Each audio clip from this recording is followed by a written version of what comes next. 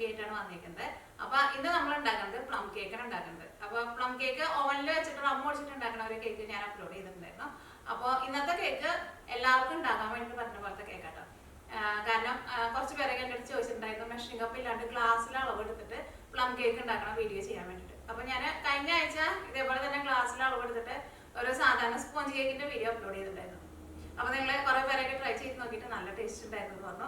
ഇതും അതേപോലെ തന്നെ ഗ്ലാസ്സിൽ അളവ് എടുത്തിട്ട് കുക്കറിൽ വെച്ചിട്ടാണ് നമ്മൾ കേക്ക് ബേക്ക് ചെയ്തിട്ട് എടുക്കുന്നത്. കുക്കറിൽ വെച്ചിട്ട് ഉപ്പിടാണ്ടാട്ടോ കേക്ക് ബേക്ക് ചെയ്യുന്നത്. അത് നിങ്ങളിപ്പോൾ എന്ത് കേക്ക് ആയിരുന്നാലും കുക്കറിൽ ഉപ്പിടാണ്ട് ബേക്ക് ചെയ്താലും കേക്ക് നമുക്ക് നന്നായിട്ട് ബേക്ക് ചെയ്തിട്ട് എടുക്കാൻ വേണ്ടിയിട്ട് പറ്റുമോ.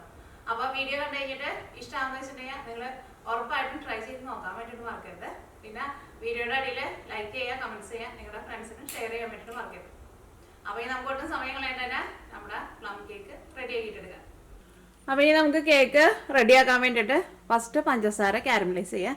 അപ്പൊ ഞാനിവിടെ ഇതേപോലത്തെ ഗ്ലാസ്സിലാട്ടോ അളവ് എടുക്കുന്നത്, ഇതേപോലത്തെ ചില്ലിൻ്റെ ഗ്ലാസ്സിൽ. ഇനിയിപ്പോൾ എല്ലാ സാധനങ്ങളും നമ്മൾ ഇതേപോലെ ഈ സെയിം ഗ്ലാസ്സിൽ തന്നെ അളവ് എടുക്കണം കേട്ടോ. അപ്പോൾ ഇതിന് മുമ്പ് ഞാൻ വേറൊരു സ്പോഞ്ച് കേക്കിൻ്റെ ഒരു വീഡിയോ ഞാൻ കഴിഞ്ഞ ആഴ്ച ചെയ്തിട്ടുണ്ടായിരുന്നു. അതും ഇതേപോലെ തന്നെ സെയിം ഗ്ലാസ്സിൽ തന്നെ അളവെടുത്തിട്ട് കേക്ക് ഉണ്ടാക്കിയിട്ടുണ്ടായിരുന്നു. നിങ്ങൾ കുറേ പേരൊക്കെ ട്രൈ ചെയ്ത് നോക്കിയിട്ട് നല്ല ടേസ്റ്റ് ഉണ്ടായിരുന്നു എന്ന് പറഞ്ഞു. അപ്പോൾ ഈ സെയിം ഗ്ലാസ്സിൽ ഞാനിവിടെ 3/4 കപ്പ് പഞ്ചസാര എടുത്തിട്ടുണ്ട്. ഞാനിവിടെ പൊടിച്ച പഞ്ചസാരയായിട്ട് എടുത്തേക്കുന്നത്. അപ്പോൾ നിങ്ങൾ എടുക്കുമ്പോൾ പഞ്ചസാര ഒന്ന് മിക്സിയിൽ കറക്കിയിട്ട് എടുക്കുക. അതൊരു പാനിലേക്ക് ഇടുക. ഇതിലേക്ക് 2 ടേബിൾ സ്പൂൺ വെള്ളം ചേർക്കുക.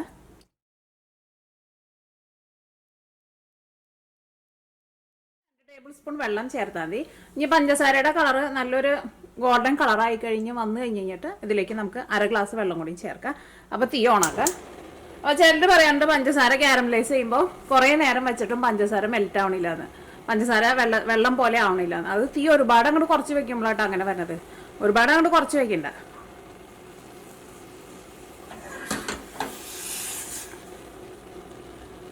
ഇത് വെള്ളം ഇതേപോലെ എല്ലായിടത്തും ഒന്ന് ആക്കി നോക്കാം. സ്പൂണിട്ട് ഇളക്കണ്ട. സ്പൂണിട്ട് ഇളക്കിയിട്ടുണ്ടെങ്കിൽ ഇപ്പോൾ കുഴപ്പമില്ല. പക്ഷേ ഈ പഞ്ചസാര ഒന്ന് കളർ മാറി കഴിയുമ്പോൾ നമ്മൾ സ്പൂണിട്ട് ഇളക്കിയിട്ടുണ്ടെങ്കിൽ സ്പൂണിന് പിടിച്ചിരിക്കും. അപ്പോൾ ചെറുതായിട്ട് കളർ മാറി വരുന്നുണ്ട്. നല്ലൊരു കളർ വരണം. അപ്പോഴായിരിക്കും നമ്മുടെ കേക്കിന് നല്ല കളർ കിട്ടുക. പിന്നെ നല്ലൊരു ഡാർക്ക് കളറിലേക്ക് പോരുത്. അപ്പോൾ നമ്മുടെ കേക്കിന് കയ്പ്പ് വരും. നല്ല അത്യാവശ്യം നല്ലൊരു ഗോൾഡൻ കളർ വരണം. അപ്പോൾ നമ്മുടെ പഞ്ചസാര വെള്ളം പോലെയായിട്ട് നല്ലൊരു കളർ വന്നിട്ടുണ്ട്. ഇതേപോലെ നല്ലൊരു കളർ വരണം കേട്ടോ. ഇനി ഇതിലേക്ക് നമ്മൾ 1/2 ഗ്ലാസ് വെള്ളമാണ് ചേർക്കുന്നത്. 1/2 ഗ്ലാസ് വെള്ളം ചേർക്കാം. ഫസ്റ്റ് കുറച്ച് വെള്ളം ചേർക്കാം. കൈമേക്ക് ചിലപ്പോൾ ആവി അടിക്കും കേട്ടോ. എന്നിട്ട് കുറച്ച് വെള്ളം ചേർത്തിട്ട് ജസ്റ്റ് കൈ ഒന്ന് നീക്കി വയ്ക്കുക. അത് കഴിഞ്ഞിട്ട് ബാക്കിയുള്ളത് ചേർക്കാം.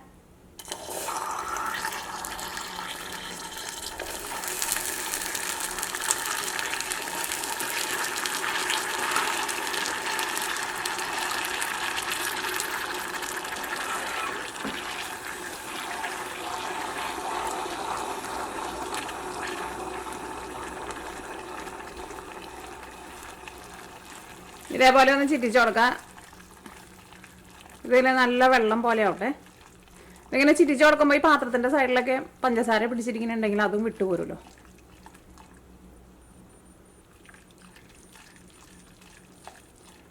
അപ്പോൾ അത് കുറച്ചും കൂടി അലിയാനുണ്ട്. കുറച്ചും കൂടി കട്ട പോലെ എടുക്കുന്നുണ്ട്. അപ്പം അതൊക്കെ തീ കൂട്ടി വയ്ക്കാം. അതിനകത്ത് കട്ട പോലെ കിടക്കുന്നതും കൂടിയിട്ടൊന്ന് അലിയട്ടെ. അപ്പോൾ നമ്മൾ ഒഴിച്ചിരുന്ന ആ വെള്ളം നന്നായിട്ട് തിളച്ചിട്ടുണ്ട്. ഇനി ഞാനവിടെ തീ ഓഫ് ചെയ്യാട്ടോ. കാരണം വെള്ളത്തിന് നല്ല ചൂടുണ്ടല്ലോ. ഇനി ആലിയാണ്ട് കിടക്കണത് അങ്ങോട്ട് അലിഞ്ഞോളും. വേറെ പാത്രത്തിലേക്ക് പകർത്തി വയ്ക്കാം. ഇത് നന്നായിട്ട് ചൂടാറണം കേട്ടോ. അപ്പോൾ ഫസ്റ്റ് കേക്ക് ഉണ്ടാക്കാൻ വേണ്ടിയിട്ട് ഇത് നിങ്ങൾ റെഡിയാക്കിയിട്ട് വയ്ക്കുക. ഇനി കേക്കിൻ്റെ മിക്സിങ് റെഡിയാക്കാൻ വേണ്ടിയിട്ട് മിക്സിയുടെ ഒരു ജാർ എടുക്കുക. ഇതിലേക്ക് 2 മുട്ട കേട്ടോ ചേർക്കണത്. 2 മുട്ട ഫുള്ളായിട്ട് ചേർക്കുക.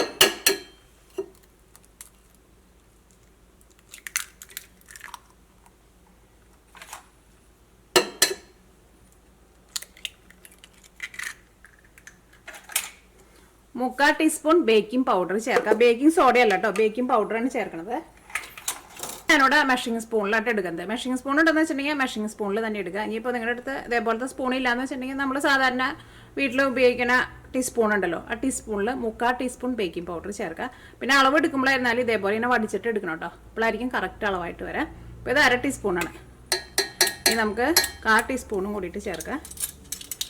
എപ്പോഴും ഗ്ലാസ്സിലായിരുന്നാലും എന്തിലായിരുന്നാലും വടിച്ചിട്ടുള്ള അളവ് എടുക്കണം കേട്ടോ.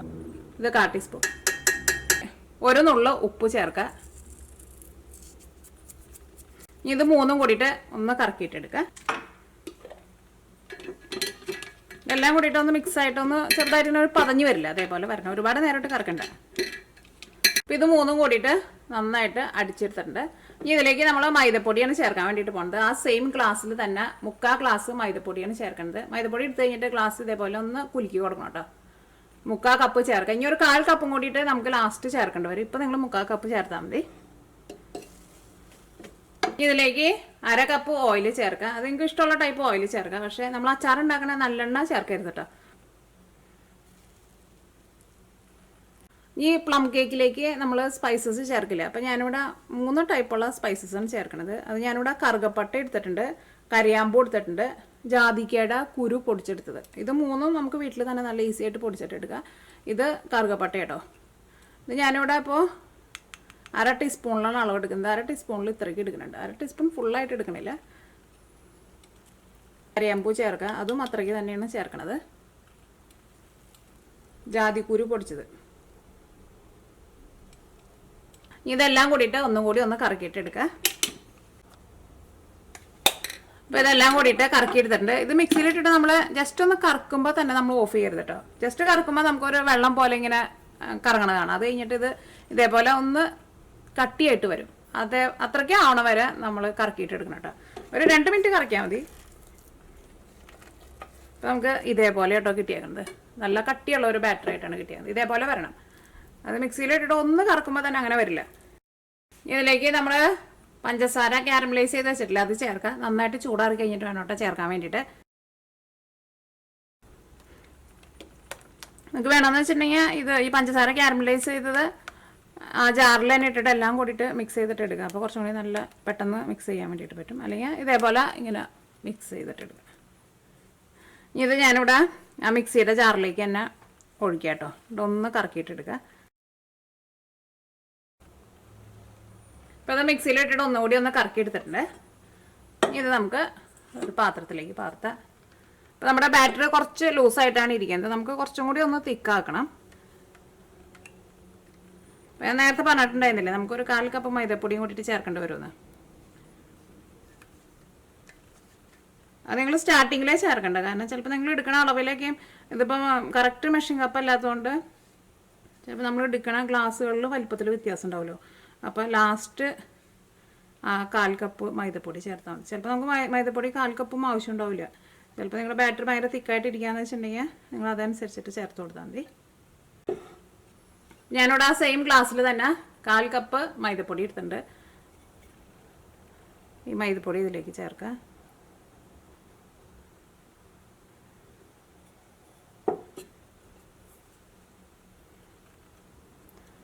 ഇതിനകത്ത് നന്നായിട്ട് മിക്സ് ചെയ്യാം. അത് നമ്മൾ മിക്സിയിലിട്ടിട്ട് മിക്സ് ചെയ്യേണ്ട. കാരണം ഇങ്ങനെ മിക്സ് ചെയ്താൽ മതി. അപ്പോൾ നമുക്ക് അതിൻ്റെ അളവ് അറിയാൻ വേണ്ടിയിട്ട് പറ്റുമല്ലോ. അല്ലെങ്കിൽ ചിലപ്പോൾ നമ്മൾ മിക്സിയിലിട്ടിട്ട് കറക്കി എടുത്ത് കഴിയുമ്പോൾ ചിലപ്പോൾ നമ്മുടെ ബാറ്ററി ഭയങ്കര ടൈറ്റായിട്ടിരിക്കും.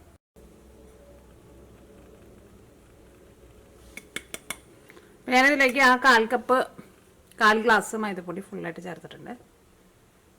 അപ്പോൾ 1 ഗ്ലാസ് മൈദപ്പൊടി ആട്ടോ ഇതിൽ ചേർത്തത്. ഇനി ഇത് ഫുള്ള് മിക്സ് ചെയ്യുന്നതിന് മുമ്പ് നമ്മുടെ പ്ലം കേക്ക് അല്ലേ, നമുക്കിതിലേക്ക് ഉണക്കമുന്തിരി ചേർക്കണ്ടേ. അപ്പോൾ ഉണക്കമുന്തിരി ചേർക്കാം. ഉണക്കമുന്തിരി ഞാനിവിടെ 3/4 ഗ്ലാസ്സാണ് ചേർക്കുന്നത്. ഇതിങ്ങനെ ഡയറക്റ്റ് ആയിട്ടോ ഇതിലേക്ക് ചേർക്കണത്. അത് ഫുള്ള് മൈദപ്പൊടി അങ്ങോട്ട് മിക്സ് ചെയ്യാൻ പോണതിന് മുമ്പ് ചേർത്തോ. ഇനി നട്ട്സ് വേണമെന്ന് വെച്ചിട്ടുണ്ടെങ്കിൽ നട്ട്സും ചേർക്കാം. നട്ട്സ് ഞാൻ കേക്കിൻ്റെ മുകളിലാണ് ഇട്ട് കൊടുക്കണേ കേട്ടോ. നട്ട്സ് ഇതിൻ്റെ കൂടെ മിക്സ് ചെയ്യണില്ല.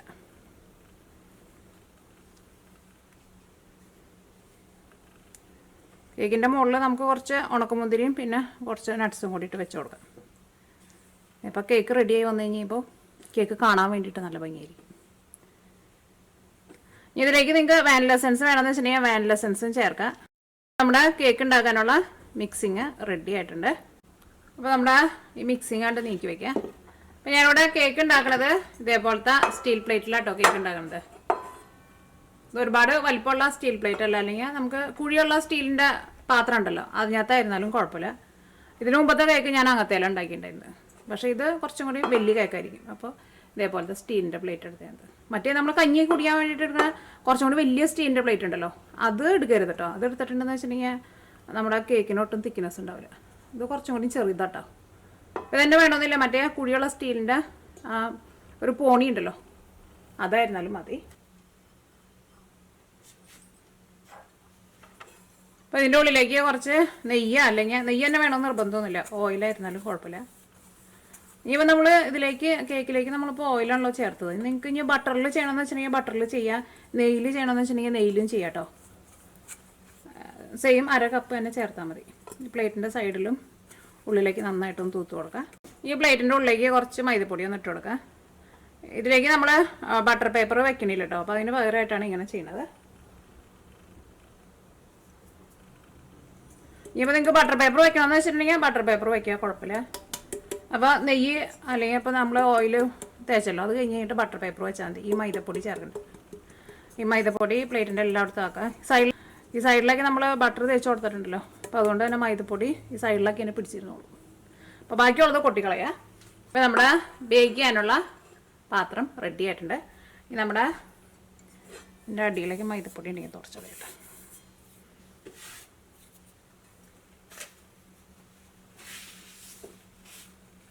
മൈദപ്പൊടി ചേർത്തതിൻ്റെ ചെറുതായിട്ട് ഇങ്ങനെ കുഞ്ഞു കുഞ്ഞു തരി പോലെ കിടക്കുന്നുണ്ട് കേട്ടോ, പക്ഷെ അത് കുഴപ്പമില്ല കേട്ടോ. വലിയ കട്ടയല്ല, നോക്കുമ്പോൾ കുഞ്ഞു കുഞ്ഞു തരി പോലെ കാണും. ഈ മുന്തിരിയൊക്കെ ഇതിങ്ങനെ ഇടുമ്പോൾ പതുക്കെ അങ്ങനെ ഇട്ട് കൊടുക്കുക, അപ്പോൾ അതങ്ങനെ കേക്കിൻ്റെ മുകളിൽ കിടന്നോളും. അതിലേക്ക് നമുക്ക് കുറച്ച് കശുവണ്ടി ഇടാം. നമ്മുടെ കേക്ക് ബേക്ക് ചെയ്യാൻ വേണ്ടിയിട്ട് റെഡി ആയിട്ടുണ്ട്. പതുക്കെ ഒന്ന് ടാപ്പ് ചെയ്ത് കൊടുക്കുക. ഇപ്പോൾ ഒരു കുക്കർ എടുക്കുക. ഇത് ഞാനിവിടെ സ്റ്റീലിൻ്റെ കുക്കറായിട്ട് എടുത്തേക്കുന്നത്. സ്റ്റീലിൻ്റെ കുക്കർ തന്നെ വേണമെന്നില്ല, എൻ്റെ അടുത്തുള്ളത് സ്റ്റീലിൻ്റെ കുക്കറാണ്, അതുകൊണ്ടാണ് സ്റ്റീലിൻ്റെ കുക്കർ എടുത്തേക്കുന്നത്. അലുമിനിയത്തിൻ്റെ കുക്കർ ആയിരുന്നാലും കുഴപ്പമില്ല. ഈ കുക്കർ നന്നായിട്ടൊന്ന് ചൂടാവട്ടെ. കുക്കർ ഇതേപോലെ ഒന്ന് മൂടി വയ്ക്കട്ടെ. ടൈറ്റായിട്ട് അടയ്ക്കണില്ല കേട്ടോ, കുക്കറിൻ്റെ മൂടിയും ഒന്ന് ചൂടാവണമല്ലോ. അപ്പോൾ നമ്മുടെ കുക്കർ നന്നായിട്ട് ചൂടായിട്ടുണ്ട്. കുക്കർ നന്നായിട്ട് ചൂടായിട്ട് കുക്കറിൻ്റെ ഉള്ളിൽ നിന്ന് പുക വരരുത് കേട്ടോ. പുക വന്നിട്ടുണ്ടെന്ന് വെച്ചിട്ടുണ്ടെങ്കിൽ നമ്മുടെ കേക്കിന് ആ പുകച്ചൊക്കെ വരും. കുക്കർ നമ്മളിങ്ങനെ കൈ വയ്ക്കുമ്പോൾ നല്ല ചൂട് വരുന്നുണ്ട്. ഈ ഇതിൻ്റെ ഉള്ളിലേക്ക് ഉപ്പ് ഇടണില്ല, ഞാൻ ഇതേപോലത്തെ ഒരു സ്റ്റീലിൻ്റെ പാത്രം ഇങ്ങനെ കമത്തി വയ്ക്കുകയാണ്. ഇതേപോലെ ഒന്ന് പൊന്തിയിരിക്കണ ഒരു ബേസ് വേണം കേട്ടോ വെക്കാൻ വേണ്ടിയിട്ട്, ഒരുപാട് താണിരിക്കുന്നത് വെക്കണ്ട. ഇനി ഇതിൻ്റെ മുകളിലേക്ക് നമ്മൾ കേക്ക് ബേക്ക് ചെയ്യാൻ വേണ്ടിയിട്ട് വെക്കുകയാണ്. കുക്കറിൻ്റെ ഉള്ളിൽ നിന്ന് നല്ല ചൂട് വരുന്നുണ്ട്. എൻ്റെ ഈ കേക്ക് ഒഴിച്ചേക്കണ സ്റ്റീൽ പാത്രത്തിന് ഒരു ലെവൽ വ്യത്യാസം ഉണ്ടെന്ന് തോന്നുന്നു. ചിലപ്പോൾ കേക്ക് റെഡിയായിട്ട് വരുമ്പോൾ ഒരു സൈഡ് ചിലപ്പോൾ കറക്റ്റായിട്ട് വരില്ല, ഒരു സൈഡ് ചെറുതായിട്ട് ചെരിഞ്ഞിരിക്കുന്നുണ്ട്. നോട്ടെ, ഈ സൈഡ് ചെറുതായിട്ട് താണായിരിക്കുന്നുണ്ട്.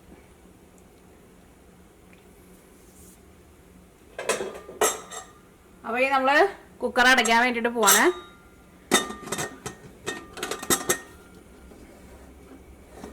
കുക്കറിൻ്റെ വിസിൽ മാറ്റി വയ്ക്കണം.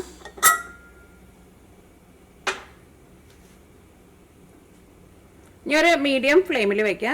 വലിയ ബർണറൊക്കെയാണെന്ന് വെച്ചിട്ടുണ്ടെങ്കിൽ മീഡിയം ഫ്ലെയിമിനേക്കാളും ഒന്നുകൂടി നന്നായിട്ട് കുറച്ച് വയ്ക്കുക, അല്ലെങ്കിൽ നമ്മുടെ കേക്കിൻ്റെ അടിഭാഗം കരിഞ്ഞു പോകും.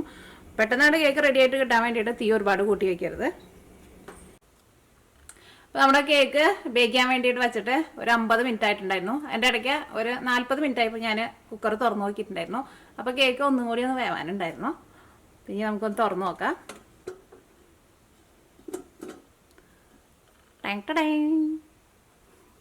അപ്പോൾ നമ്മുടെ കേക്ക് നന്നായിട്ട് പൊന്തി വന്നിട്ടുണ്ട്, നല്ല സോഫ്റ്റായിട്ട് വന്നിട്ടുണ്ട്.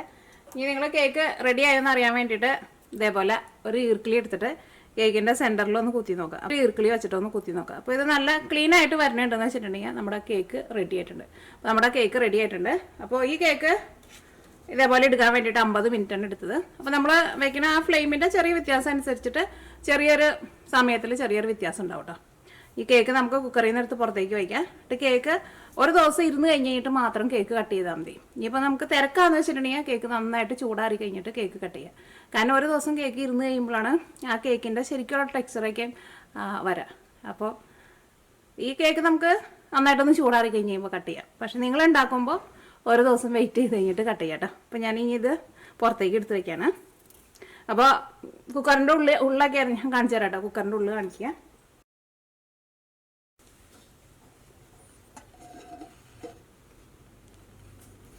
അപ്പോൾ നമ്മുടെ കുക്കറിൻ്റെ ഉള്ളിൽ കണ്ടില്ലേ, കുക്കറിൻ്റെ ഉള്ളിലായിരുന്നാലും ഒട്ടും കരിഞ്ഞു പോയിട്ടൊന്നുമില്ല. അപ്പോൾ ഉപ്പിടാണ്ടാട്ടോ ഞാൻ ചെയ്തത്. ഇതേപോലെ തന്നെ നമുക്ക് എല്ലാ കേക്കുകളും ഉപ്പിടാണ്ട് തന്നെ കേക്ക് ബേക്ക് ചെയ്തിട്ട് എടുക്കുക. കാരണം ചിലർക്ക് ഉപ്പിട്ടിട്ട് കേക്ക് ബേക്ക് ചെയ്യുമ്പോൾ ഇഷ്ടമില്ല. പക്ഷേ ഉപ്പിട്ടില്ലെങ്കിലും ഒരു കുഴപ്പമില്ല കേട്ടോ.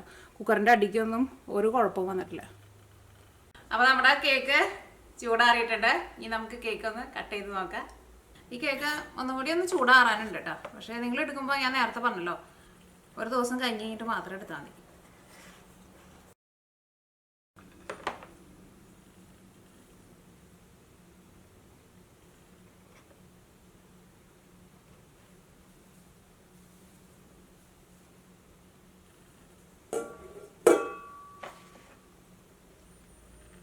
ഇതാട്ടോ നമ്മുടെ കേക്കിൻ്റെ അടിഭാഗം ഒന്നും ഒട്ടും കരിഞ്ഞിട്ടൊന്നുമില്ല. നല്ല കളറിൽ തന്നെ നമുക്ക് കിട്ടിയിട്ടുണ്ട്. തീ എങ്ങാനും കൂട്ടി വെച്ചിട്ടുണ്ടെങ്കിൽ ഉറപ്പായിട്ടും കേക്കിൻ്റെ അടിഭാഗം കരിഞ്ഞു പോകും. കേക്കും തൊട്ട് നോക്കട്ടെ. കേക്ക് നല്ല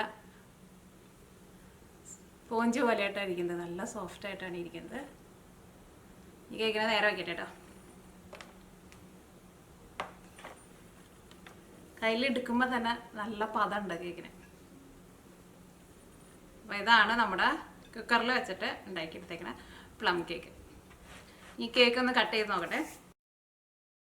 അപ്പോൾ നിങ്ങൾ ക്രിസ്മസിന് കേക്ക് ഉണ്ടാക്കാൻ വേണ്ടിയിട്ട് പ്ലാൻ ഉണ്ടെന്ന് വെച്ചിട്ടുണ്ടെങ്കിൽ തലേ ദിവസം അല്ലെങ്കിൽ ഒരു 2 ദിവസം മുമ്പ് കേക്ക് റെഡിയാക്കിയിട്ട് വയ്ക്കുക. കാരണം കേക്ക് ഒന്നും ഇരിക്കണം. അപ്പോഴായിരിക്കും കേക്കിൻ്റെ ആ ശരിക്കുള്ള ടേസ്റ്റ് കിട്ടും. ഇതിപ്പോൾ കേക്കിന് ചെറുതായിട്ട് ഉള്ളിൽ ചൂടുണ്ട് കേട്ടോ. ചൂട് അങ്ങോട്ട് ഒന്നുകൂടി ആറാനുണ്ട്.